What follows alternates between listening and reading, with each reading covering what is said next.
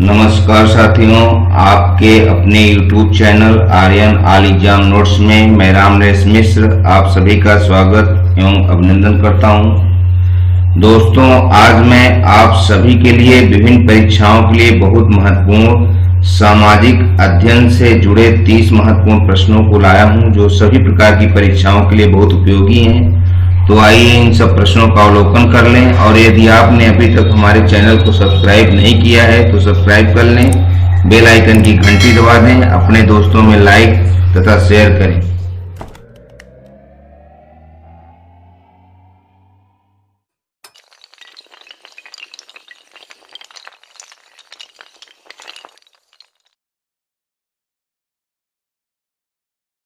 दोस्तों, सामाजिक अध्ययन के अंतर्गत हमने इतिहास, नागरिक शास्त्र, भूगोल आदि विभिन्न विषयों से संबंधित बहुत महत्वपूर्ण प्रश्नों का चुनाव किया है। तो आइए हम इन प्रश्नों पर नजर डालते हैं, जो अक्सर परीक्षाओं में पूछे जाते हैं, किंतु हम आते हुए भी गलतियां करके चले आते हैं और परीक्षा में हमें असफलता प्राप्त होती है। तो इन सारे प्रश्नों को अच्छे से दोहरा लें। पहला प्रश्न है, मिश्रित खेती क्या है?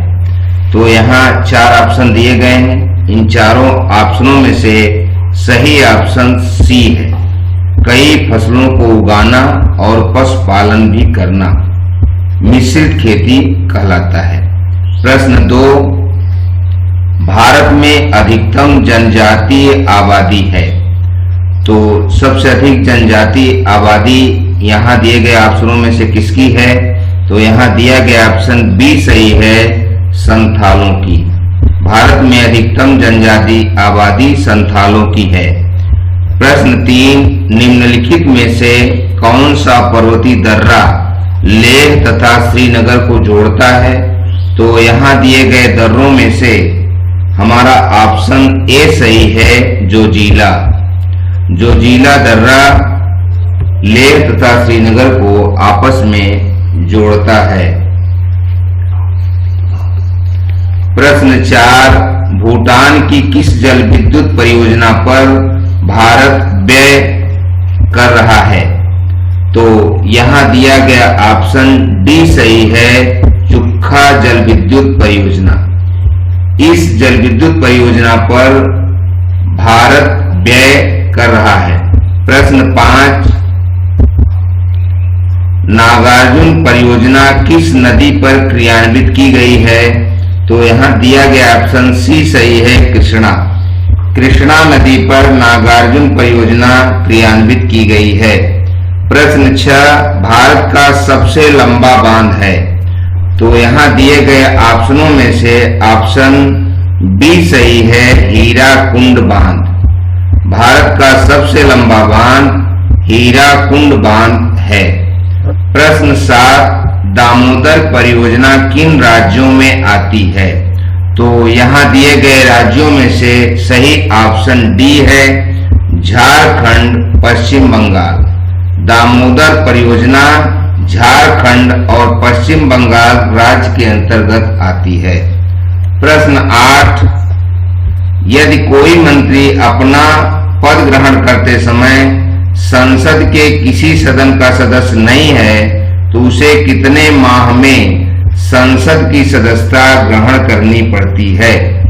तो यहाँ दिए गए ऑप्शनों में से ऑप्शन बी सही है, 6 माह।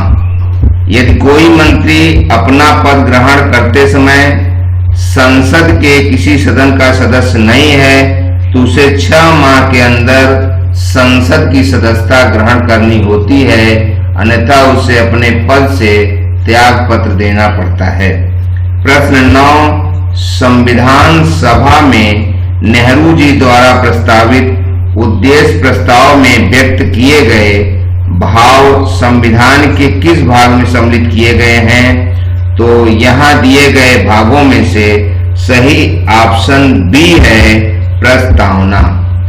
संविधान सभा में नेहरू जी द्वारा प्रस्तावित उद्देश्य प्रस्ताव में व्यक्त किए गए भाव संविधान के प्रस्तावना में सम्मिलित किए गए हैं। प्रश्न 10, निम्न में से नवीनतम उपलब्धि कौन है? तो यहाँ दिया गया ऑप्शन बी सही है, INS दीपक। प्रश्न 11, निम्न में से किस राज्य में विधान परिषद है? तो यहाँ दिए गए प्रदेशों में से ऑप्शन ए सही है, उत्तर प्रदेश।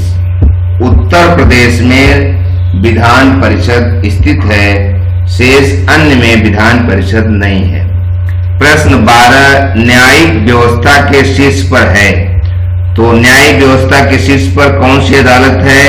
यहाँ दिया गया ऑप्शन ए सही है, सर्वोच्च न्यायालय। भारत में सर्वोच्च न्यायालय सबसे बड़ी अदालत होती है। प्रश्न 13, भाषाई आधार पर कौन सा राज्य सर्वप्रथम बना? तो यहाँ दिए गए राज्यों में से ऑप्शन सी सही है, आंध्र प्रदेश।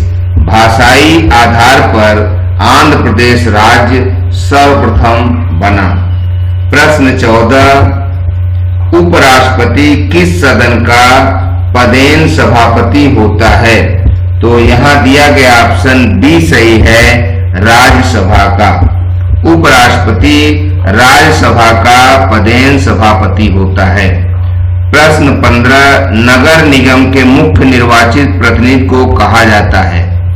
तो क्या कहा जाता है? यहाँ दिया गया ऑप्शन सी सही है, मेयर या उसे ही महापौर भी कहते हैं। नगर निगम के मुख्य निर्वाचित प्रतिनिधि को मेयर कहा जाता है। प्रश्न 16, उच्च न्यायालय के मुख्य न्यायाधीश को मासिक वेतन मिलता है। तो यहाँ दिए गए ऑप्शनों में से हमारा ऑप्शन बी सही है, 2,50,000 रुपए। उच्च न्यायालय के मुख्य न्यायाधीश को मासिक वेतन 2,50,000 रुपया मिलता है, जबकि अन्य न्यायाधीशों को 2,25,000 रुपया मासिक वेतन उच्च न्यायालय में दिया जाता है। प्रश्न 17, संविधान सभा का संवैधानिक सलाहकार किसे नियुक्त किया गया? तो यहाँ दिया गया ऑप्शन सी सही है, doctor BN Rao. Doctor BN Rao को संविधान सभा का संवैधानिक सलाहकार नियुक्त किया गया था। प्रश्न 18, भारत के राष्ट्रपति को सर्व क्षमा प्रदान करने के लिए किसकी अनुमति प्राप्त करनी होती है? तो यहाँ दिया गया ऑप्शन बी सही है, संसद से। संसद से अनुमति प्राप्त होने पर ही भारत का राष्ट्रपति सर्व क्षमा प्रदान कर सकता है, अन्यथा नहीं। प्रश्न 19, राज्यसभा के सदस्यों की अधिकतम संख्या कितनी हो सकती है? तो यहाँ दिया गया ऑप्शन सी सही है, 250। राज्यसभा के सदस्यों की अधिकतम संख्या 250 हो सकती है। प्रश्न 20, संविधान की प्रारूप समिति के अध्यक्ष कौन थे? तो यहाँ दिए गए ऑप्शनों में से हमारा ऑप्शन बी सही है, डॉक्टर BR अंबेडकर, या इन्हीं को हम डॉक्टर भीमराव अंबेडकर भी कहते हैं। वे हमारे संविधान सभा की प्रारूप समिति के अध्यक्ष थे। प्रश्न 21, केंद्रीय रिजर्व पुलिस बल की स्थापना कब की गई थी? तो यहाँ दिए गए विकल्पों में से सही विकल्प सी है, 1939। 1939 ईस्वी में केंद्रीय रिजर्व पुलिस बल की स्थापना की गई थी।